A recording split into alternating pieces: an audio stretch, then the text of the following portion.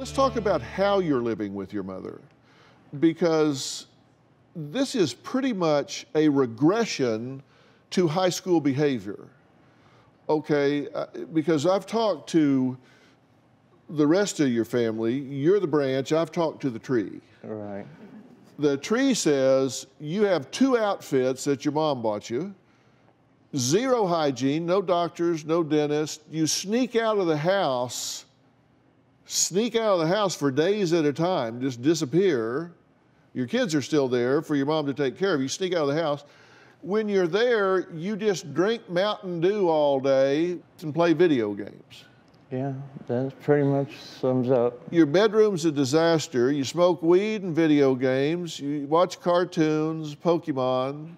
No car, you bum rides. And you reminisce about girls you slept with back in high school. And high school level jobs, if any. So you're really functioning pretty much below your capacity, below your level, right? I totally agree with you. Tell me why. Well, after my divorce, I had a real hard time dealing with it. Well, that was 16 years ago. Right, Talk right. about it.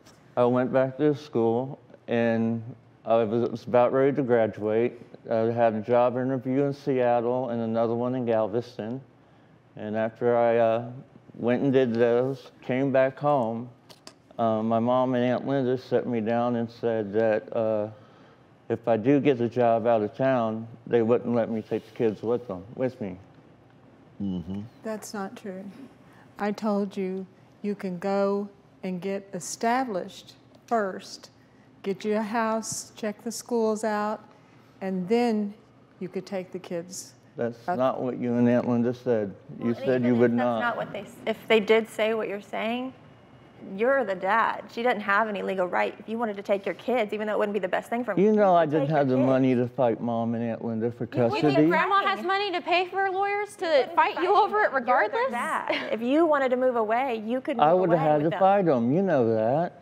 Well, she would never fight you. That's the whole problem. She would never let it get to that. She would have just let it go. Are you going to live there till you're 65? I mean, what's your plan? Seriously, do you have a plan? I do have a plan. When? What is it?